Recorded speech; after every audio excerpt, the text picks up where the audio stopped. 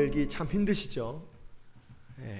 큰 행복을 바라는 것도 아닌데 그냥 소소한 행복 정도 바라는데 그렇게 사는 것도 굉장히 쉽지가 않습니다.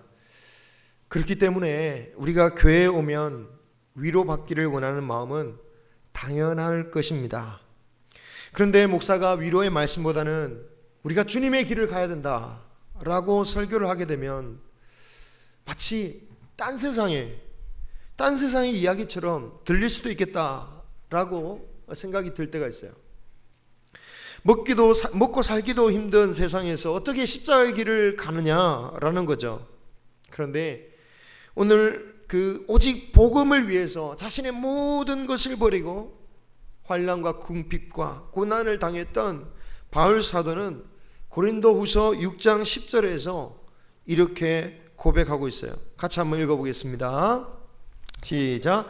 근심하는 자 같으나 항상 기뻐하고 가난한 자 같으나 많은 사람을 부유하게 하고 아무것도 없는 자 같으나 모든 것을 가진 자로다. 아멘. 여기에 바로 우리가 가진 신앙의 비밀이 있는 거죠. 우리의 신앙이 정말 우리가 신앙을 가졌기 때문에 복된 인생이다라고 한다면 이런 바울의 고백에 나가 진심으로 고백할 수 있어야 될 것입니다. 문제는 어떻게 우리가 공감할 수 있을까요? 근심될 일이 있으면 근심할 수밖에 없고, 가난하면 나 혼자 살기에도 부족하고 내 가정 돌보는 것도 힘들어 죽겠는데 어떻게 많은 사람을 부유하게 하고 모든 것을 가졌다라고 말할 수 있는 것일까? 그냥 애써 현실을 부정하고 참기 위해서 하는 고백일까요? 그런데 혹시 이런 마음으로라도 인내로서 견딘다 할지라도 이런 마음도 사실 하나님이 기뻐하시고요, 마침내 복을 주실 믿음이라고 저는 믿습니다. 물론 당장 행복하지 않아서 문제가 되죠. 우리가 그냥 고난을 참을 뿐만이 아니라 이 삶 가운데서도 기쁨을 얻을 수 있는 그 신앙을 가지기를 축복합니다. 오늘 말씀에서 예수님은 이 제자들에게, 아니 우리 모든 성도들에게 기쁨이 임할 것이라고 분명히 말씀하고 있다라는 거죠. 우리 같이 성경을 보겠습니다. 20절 보십시오. 20절 한번 읽어볼까요? 시작. 내가 진실로 진실로 너희에게 이르노니 너희는 곡하고 애통하겠으나 세상은 기뻐하리라. 너희는 근심하겠으나 너희 근심이 도리어 기쁨이 되리라. 아멘. 이 말씀을 보니까 우리가 한 가지 주목해야 할 것이 있습니다. 뭐냐? 기쁨이 이르기 전에 곡하며 애통하며 근심에 이르게 된다라는 거예요. 이 말씀은 1차적으로 예수님께서 십자가를 지시고 그리고 부활하실 것을 배경으로 하시는 말씀이죠. 주님께서 십자가에 달려 죽으시니까 제자들이 애통할 것이고 근심할 것입니다. 하지만 부활할 때는 기쁨을 얻을 수 있을 것입니다. 그런데 좀 더 16장 전체의 문맥 속에서 이 말씀을 보자면 이 말씀은 그때의 상황 때만이 아니라 예수님의 재림을 기다리는 모든 성도들과 교회에 대해서 주신 말씀이라고 할 수 있어요. 앞에 6장 2절을 보시면 때가 이르면 너희를 죽이는 것을 하나님을 섬기는 일이라고 여길 것이다 라고 말하고 있어요. 자, 그런데 이렇게까지 핍박당하는 경우는 예수님이 부활하시고 오순절 성령이 강림하셔서 교회가 부흥될 때까지 그 스테반 집사님이 순교할 때까지 일어나지 않았다라는 거예요. 그래서 이 16장의 말씀은 예수님의 부활을 기다려야 할 제자들에게만이 아니라 재림 때까지 기다려야 되는 우리 모든 성도들에게 주시는 말씀이다 라고 볼 수 있는 거죠. 이것은 믿음으로 사는 우리에게 애통과 근심이 온다라고 하신 이 말씀이 그대로 실천된다라는 거예요. 물론 우리는 이런 말씀이 달갑지가 않죠. 대신 오늘 마지막 24절과 같은 말씀만 받고 싶습니다. 24절 말씀 한번 읽어볼까요? 시작. 지금까지는 너희가 내 이름으로 구하지 아니하였으니 구하라 그리하면 받으리니 너희 기쁨이 충만하리라. 아멘. 보세요, 아멘 소리 더 훨씬 크잖아요. 그죠? 뭘 읽느냐에 따라서 아멘 소리가 커져 달라져요. 이런 말씀 보면 저절로 아멘이 나오는 거예요. 그런데 만약 애곡과 근심이 먼저 온다라고 하시는 이 말씀은 그냥 넘어가고, 그냥 모른 척하고 넘어가고, 이 24절의 말씀, 23절의 말씀만 강조하면 과연 어떤 결론이 나올까요?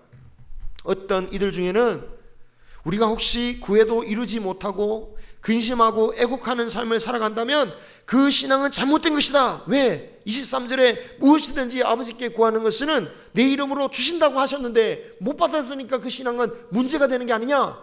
라고 말하는 사람들이 있어요. 하지만 이런 해석은 명백하게 잘못되었다 라는 것입니다. 여러분, 이 말씀은 어떤 문제가 임해도 우리의 기도를 들어주시는 하나님이 계시니까 우리가 애곡할 일도 없고 근심할 일도 전혀 생기지 않을 것이다. 혹시 설사 있다 해도 그런 문제들은 기도를 통해서 금방 해결할 수 있다. 그러니까 만약 해결되지 않으면 능력 없는 신앙이다, 이런 말씀하는 게 아니다라는 거예요. 애곡과 근심의 일은 우리가 기도하여 응답받는 것과 상관없이 마지막 때까지 계속해서 일어날 것이다라는 거예요. 그러면 왜 이런 근심이 오게 되는 것이냐? 21절을 보면 때가 이르렀으므로 근심한다라고 그래요. 때가 이르렀으므로. 16장 2절에도 보면 핍박들이 왜 오느냐? 때가 이르렀기 때문이다. 요한복음에는 이 때에 관한 이야기가 자주 등장합니다. 그 때란 것은 십자가의 사명을 지실 때를 말하기도 하고, 더불어서 23절에 보면 그날을 가리키기도 해요. 당시 유대 사회에서 그날이라고 하면은 우리야 뭐 그날이 저날이 될 수도 있고 이날이 될 수도 있겠죠. 사람마다 다를 수 있겠지만 당시 유대 사람들 구약 때부터 항상 그들이 관용적으로 썼던 그날이란 말은 여호와의 마지막 심판의 날을 말해요. 구원의 날이며 심판의 날을 의미하는 것입니다. 종말을 가리키는 말이었다라는 거예요. 그러니까 성도가 애통하고 고통을 받는 이유는 무엇이냐? 여호와의 날, 종말이 가까이 왔기 때문에 근심이 이르는다라는 거죠. 그러므로 우리에게 근심 말고 애통할 일이 생겼다. 그리할 때 우리가 그 문제만 바라볼 게 아니라 주님의 구속과 심판의 때가 이르렀다라는 것을 함께 기억해야 된다라는 거예요. 그리고 그때가 이르렀기에 고난이 임하였다는 것을 안다면 20절 말미의 말씀도 기억해야 됩니다. 20절 말미의 말씀을 보십시오. 그 근심이 도리어 기쁨이 될 때가 있는데 그날도 멀지 않았다라는 거예요. 요한복음은 이것을 예수님이 그 21절 여인의 해산에다가 비유하고 계십니다. 자, 21절 한번 같이 읽어보겠습니다. 21절 시작. 여자가 해산하게 되면 근심하나 아기를 낳으면 세상의 사람 난 기쁨으로 말미암아 그 고통을 다시 기억하지 아니하리로다. 아멘. 자, 이 비유를 보니까 근심과 기쁨의 연결고리를 보여주고 있죠. 생명을 낳을 때 출산의 기쁨보다 해산의 고통이 먼저 오는 것이 당연한 것이죠. 고통은 기쁨과 상관없는 게 아니라 고통은 기쁨을 얻기 위한 과정이다라는 거예요. 그런데 여러분, 의학이 정말 발달한 지금도 정말 어쩔 수 없는 경우를 제외하고는 할 수만 있다면 이 진통제를 맞지 않으려고 하는 산모들이 많죠. 왜 그렇습니까? 일단은 첫 번째 아이를 위해서, 건강한 아이를 위해서, 그리고 자신의 몸을 위해서라도 할 수만 있으면 진통제를 안 맞는 거예요. 그냥 그 출산의 고통을 그냥 참아내려고 하는 거죠. 그렇다면 영원한 생명에 이르기 위해서 고통을 참는 것은 결코 이상한 일이 아니다라는 것을 우리는 항상 기억해야 된다라는 거예요. 물론 이렇게 반론하실 수도 있습니다. 아니, 예수님을 믿어서 병도 낫고 이적도 일어나는데 예수님 믿으면 더 이상 걱정할 일이 없어야 되지 않겠느냐. 여러분, 만약 그렇다면요, 우리가 예수님의 은혜나 이적들을 경험하면 그날 이후로는 우리에게는 전혀 근심 걱정할 일들이 생기지 않는 것일까요? 예수님의 이적으로 죽었다가 다시 살아난 나사로. 그는 그날 이후로 죽었다가 살아난 사람인데 뭘 걱정하고 근심할 일이 있겠습니까? 그런 일은 전혀 일어나지 않았을까요? 나사로의 부활의 사건을 기록한 11장, 그리고 바로 그 다음 장 요한복음 12장 10절을 보면요, 예수님을 죽이려고 하는 그 대세상들이 예수님과 더불어서 나사로까지 죽이려고 해요. 왜? 나사로 때문에 예수님 믿는 사람들이 많아졌거든요. 그래서 주요 타겟이 된 겁니다. 그러니까 부활했던 나사로도 우리가 예상하는 바에 어떻게 삶을 살았겠습니까? 유대인으로부터 핍박받아서 세상으로 흩어져야 했던 게 초대교회, 예루살렘 교회 아니었습니까? 그 예루살렘 교회와 함께 신앙생활을 했다면 당연히 똑같은 어려움을 겪었겠죠. 생명의 위협을 받았겠죠. 예수님을 믿는다고 아무런 걱정, 근심, 애통할 일이 없을 거라고 생각하는 것은 아무런 근거 없는 그냥 추측일 뿐입니다. 혹시 지금 제가 이렇게 말씀드리는 순간에도 아니 나는 아는데, 나는 그런 사람 아는데, 예수님 잘 믿고 복받은 사람 내가 너무너무 잘 아는데, 만약 그런 생각이 떠오르신다면 그거는 아마도 남의 떡이 커 보여서 그래요. 정말 그분이 믿음이 좋으시다면요, 어려운 중에서도 감사하며 믿음의 고백을 하니까 우리가 보기에는 참 행복하게 사는구나 라고 생각하는 것이지, 정말 아무 문제가 없이 사는 사람이 어디 있겠습니까? 여러분, 아브라함이 문제가 없었습니까? 다윗이 아무 문제 없이 살았습니까? 야곱이 아무런 문제 없이 살았습니까? 솔로몬, 아무도 그런 사람이 없었다라는 거예요. 물론 짧게 기록한 사람들은 행복하게 살았다라고 정리하지만 그 삶을 구체적으로 기록한 사람들 중에 아니 고난, 근심, 걱정할 일이 없이 산 사람이 성경에 누가 있단 말입니까? 아무도 없어요. 분명한 것은 그 애통과 근심의 단계를 믿음으로 이겨내는 사람은 그 약속하신 기쁨을 얻으리라는 거예요. 21절 후반에 보니까 이 기쁨은 어떤 기쁨입니까? 지나간 고통을 다 잊어버리게 한다.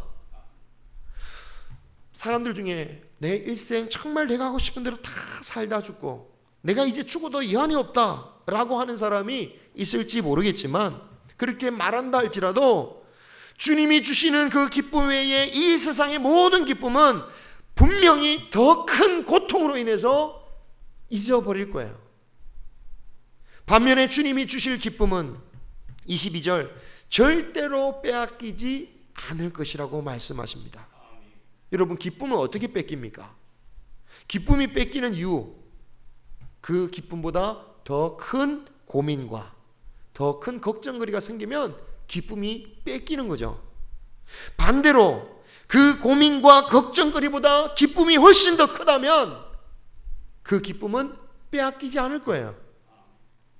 모든 염려와 고민을 상쇄하고도 남을 더 큰 기쁨이 있으면 우리는 절대로 걱정하면서 살지 않을 거예요. 오늘 말씀에서 우리에게 주시겠다라는 그 기쁨을 가만히 보면 이게 꼭 죽음 이후에 받을 기쁨만을 말하는 것은 아닙니다. 우리가 십자가의 길을 따라 사는 자에게 주시겠다는 기쁨이에요. 우리가 살아가면서 누릴 그 기쁨에 대해서 말씀하고 있는 거예요. 아니, 다시 말씀드리자면 십자가를 따라야만 얻을 수 있는 기쁨에 대해서 말씀하고 있는 거예요. 그러므로 십자가의 길은 인생을 한탄하면서 가는 길이 아니고 빼앗길 수 없는 기쁨을 맛보면서 가는 길이 십자가의 길이다 라는 겁니다. 분명 이 십자가의 길을 걸어가게 되면 당연히 마주하는 고난과 아픔이 있을 수 있습니다. 하지만 그 어떤 아픔과 고통도 기억조차 못할 큰 기쁨을 얻게 될 것입니다. 그래서 십자가의 길이 복된 길이며 그 길을 가야 하는 거죠. 그래서 이 말씀 우리는 붙잡아야 되는 거예요. 우리의 삶이 정말 먹고 살기도 힘들어도 우리가 살 길, 우리가 기쁨을 회복할 수 있는 길은 십자가의 길임을 믿고 그 길을 가야 되고, 이 말씀이 교회에서 선포되어져야 된다는 거죠. 반면에 세상의 기쁨들은 얼마든지 빼앗길 수 있습니다.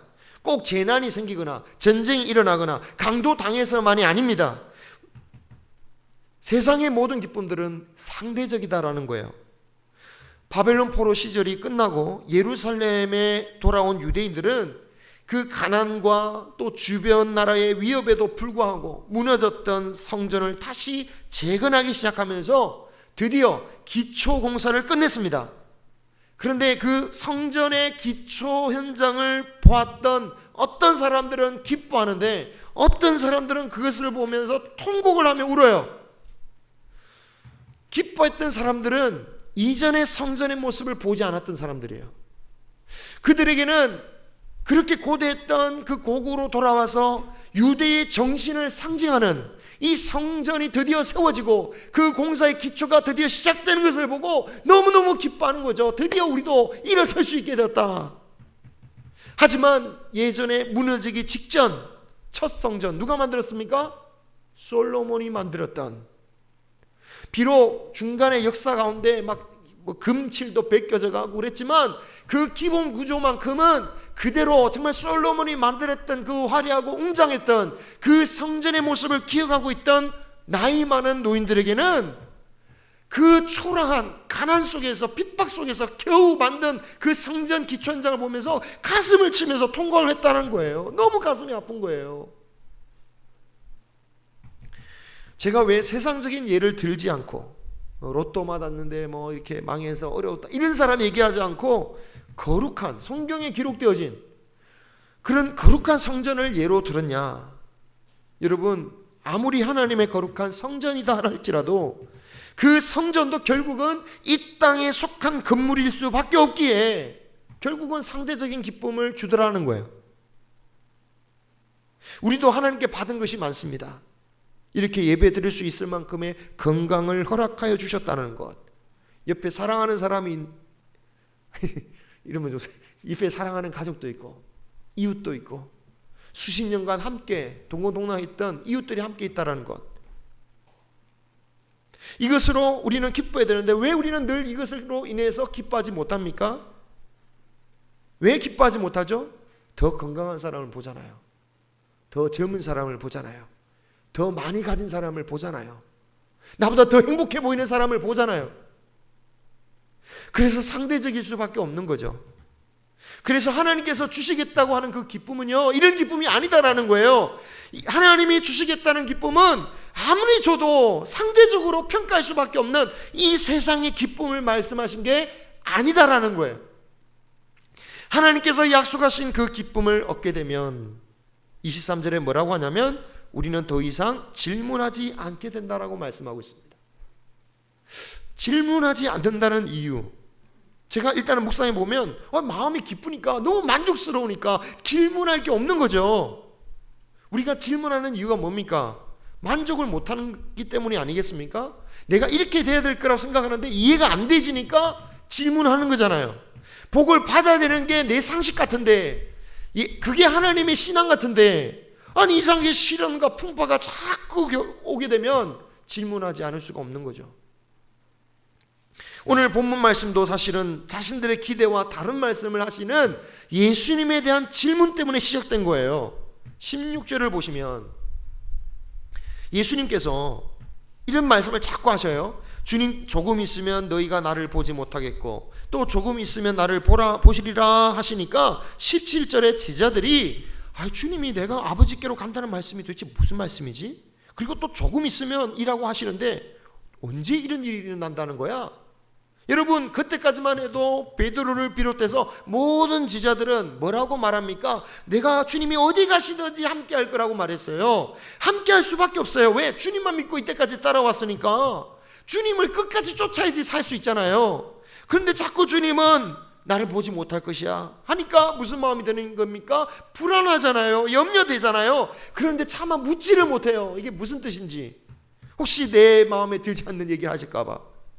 그런데 주님께서 그런 그들의 마음속에 있는 질문을 아시고 그날에는 이런 질문할 필요를 알지 못하게 될 것이다, 질문하지 않을 것이다 라고 말씀하시는 거예요. 그리고 물을 필요가 없는 또 한 가지 중요한 이유를 23절 중반절에서 말씀하고 있습니다. 우리가 무엇이든지 아버지께 구하는 것을 예수님의 이름으로 주시기 때문이라는 거예요. 그래서 24절 다시 한번 읽어봅시다. 24절 시작. 지금까지는 너희가 내 이름으로 아무것도 구하지 아니하였으나 구하라 그리하면 받으리니 너희 기쁨이 충만하리라. 아멘.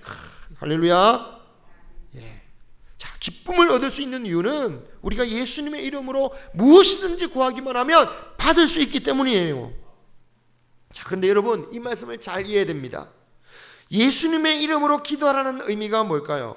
우리가 기도할 때마다 예수님의 이름으로 구하죠. 그래서 이게 마치 형식적인, 그냥 이렇게 예의상 기도하고 예수님의 이름으로 기도하지 않으면 뭔가 찝찝해서 이렇게 하는 것 같은 그런 의미로 할 수 있지만, 그 의미를 잘 생각해 보십시오. 예수님의 이름으로 기도한다는 말은 사실은 결국은 예수님이 기도한다는 뜻이에요. 옛날 왕족 시대 때 왕의 이름으로 선포를 합니다. 누가 선포한 겁니까? 왕이 선포한 거예요. 그 왕이 그 두루마리를 피고 외치는 그 사람이 선포하는 게 아니에요. 누가 선포하는 거죠? 왕이 선포하는 거예요. 지위를 임명합니다. 누구 왕의 이름으로 임명할 때 누가 임명하는 거가 되는 거죠? 왕이 임명하게 되는 거예요. 왕이 임명하는 거예요. 혹시라도 누군가 왕의 이름으로 거짓말을 한다든지 거짓 소문을 퍼뜨린다든지 거짓 임명을 했다. 그럼 어떻게 됩니까? 그는 죽는 거예요. 함부로 누구나 왕의 이름이다 이러면서 말할 수 있는 게, 그럴 수 있는 권리는 아무도 없는 거예요. 왕 제외하고는. 그렇기 때문에 예수님의 이름으로 이제부터 기도하라고 하신 말씀은 엄청난 권위를 허락하여 주신 거죠. 엄청난 기도의 권위를 허락하여 주신 거예요. 내가 기도하는 것이 곧 예수님이 기도하신 것이다라고 말하는 거예요. 내가 예수님의 이름으로 기도했습니다. 이것은 내가 예수님이 기도하신 겁니다. 이렇게 말하는 거 똑같다는 거예요. 그런데 여러분, 도대체 예수님은 우리가 뭘 기도할지 아시고 이런 놀라운 권위를 주신 것일까요? 여러분, 요한복음 15장 7절 말씀을 보시면요, 바로 앞장입니다. 화면에도 나와 있습니다만, 예수님의 이름으로 마음껏 기도하라고 하신 의미가 무엇인지를 알 수가 있어요. 한번 15장 7절 읽어보겠습니다. 시작. 너희가 내 안에 거하고 내 말이 너희 안에 거하면 무엇이든지 원하는 대로 구하라. 그리하면 이루리라. 아멘. 오늘 예수님의 이름으로 무엇이든지 기도하라는 말씀 뭡니까? 우리가 주님 안에 거하는 것이고요, 주님의 말씀이 우리 안에 거하는 것을 전제로 하신 말씀이에요. 왜? 그게 예수님이 기도하는 것이니까. 그러니까 우리가 어떤 생각, 나의 욕심으로 막 예수님의 이름만 말만 붙여서 기도하면 되는 게 아니다라는 거죠. 여러분, 우리 인생에 폭풍이 몰려올 때가 있습니다. 우리 입장에서는 당연히 그것을 없애달라고 기도하게 되는 것은 당연한 거예요. 예수님도 그렇게 기도하셨잖아요. 예수님도 십자가 앞에서 주님 원하는데 이 고난의 잔을 옮겨 주시옵소서라고 기도하셨잖아요. 그런데 주님이 뭐라고 하십니까? 나의 원대로 말게 하시고 주님의 뜻대로 하라고 하시잖아요. 우리도 마찬가지예요. 우리도 원대로 기도할 수 있어요. 예수님처럼 이 폭풍우 좀 없어지게 하여 주옵소서 기도할 수 있어요. 하지만 그 기도 때문에 십자가가 없어지는 게 아니잖아요. 예수님이 지시할 십자가가 없어지는 게 정답이 아니잖아요. 그처럼 우리가 기도하고 해서 우리가 닥치는 그 폭풍우가 꼭 사라져야만 제대로 된 신앙은 아니다라는 거예요. 왜냐하면 십자가에 하나님의 깊은 뜻이 있듯이 하나님께서 우리에게 폭풍을 허락하신 이유도 있기 때문인 거죠. 그러면 우리는 어떻게 기도해야 됩니까? 예수님이 기도한 거 보면 알잖아요. 우리가 기도할 것은 이 하나님의 역사 속에서 그 뜻을 알게 하시고 그 뜻이 이루어지도록 우리는 기도해야 된다는 거예요. 그것이 어떤 기도입니까? 예수님의 이름으로 기도하는 거예요. 이렇게 하나님의 뜻 안에서 예수님의 이름으로 구할 때에 주님이 약속하신 것은 반드시 하나님께서 우리의 기도에 역사하신다는 거죠. 아이고 뭐 결국 하나님 뜻대로 할 거면 내가 뭐가 기뻐. 그런데 여러분, 하나님의 뜻을 알고 하나님의 뜻대로 기도할 때 우리에게 주시는 게 뭡니까? 세상이 빼앗을 수 없는 기쁨을 주시겠다라는 거죠. 살아계신 하나님을 경험하게 되는 것이고 하나님께서 주신 그 영원한 소망의 약속을 확신하게 되고 이런 신앙의 끝에 누릴 영원한 영광을 기대하는 기쁨을 얻게 된다라는 거예요. 그런 기쁨이 무엇을 지우는 거예요? 이 세상 살아가면서 닥쳐질 염려와 걱정들 없을 수는 없어요. 생겨요. 하지만 그 모든 고통을 지우고도 남을 빼앗기지 않는 기쁨을 주신다라는 거예요. 염려할 일이 없어서, 걱정할 것이 없어서 빼앗기지 않는다라는 말씀이 아니라 그 모든 어려움도 이기고도 남을 기쁨을 주시기 때문에 빼앗기지 않는 거예요. 그게 바로 우리 모든 선교사님들과 또 순교자들과 신앙의 선배들이 살아갔던 길들이잖아요. 아마 이 말씀이 우리 마음 가운데 확 와닿지 않을 수 있습니다. 제자들도 마찬가지였어요. 제자들도 이 말씀 듣고 아멘은 못했어요. 그래서 그들은 십자가에 달리신 예수님 보면서 어떻게 했죠? 다 도망갔어요. 하지만 그들이 부활하신 예수님을 만나고 성령 충만을 통하여 하나님 안에 거하게 되고 주님의 말이 그 입속에 들어가면서 자신들이 거하게 되면서 복음을 증거할 때 드디어 그 기쁨을 알게 되었어요. 얻게 되었어요. 사도행전 5장 41절을 보면 사도들이 예수님을 전하다가 공회에 잡혀서 협박당하고 채찍에 맞습니다. 그때 사도들이 어떻게 합니까? 같이 읽겠습니다. 시작. 사도들은 그 이름을 위하여 능욕받는 일에 합당한 자로 여기심을 기뻐하면서 공회 앞을 떠나니라. 아멘. 주님께서 약속하신 기쁨이 이거죠. 이거 상대적인 기쁨이 아니잖아요. 무엇과도 비교할 수 없는 기쁨이잖아요. 고통이 있잖아요. 괴로움이 있잖아요. 수치가 있잖아요. 그런데 그 모든 것들을 상쇄하고도 지워버릴 수 있을 그 기쁨이 제자들에게 있다는 것, 주님께서 주시는 그 기쁨, 이 기쁨을 어떻게 얻을 수 있습니까? 바로 우리의 십자가의 길을 가며 성령 충만할 때에 가능하다라는 거예요. 성도 여러분, 그냥 먹고 살기에도 힘든 세상에 왜 우리가 십자가의 길을 걸어가야 됩니까? 빼앗기는 기쁨이 아니라 빼앗을 수 없는 기쁨을 얻기 위해서죠. 이 빼앗기지 않을 기쁨을 구하고 얻어서 정말 복된 삶을 살아가는 저와 여러분이 되시기를 주님의 이름으로 축원합니다. 기도하겠습니다.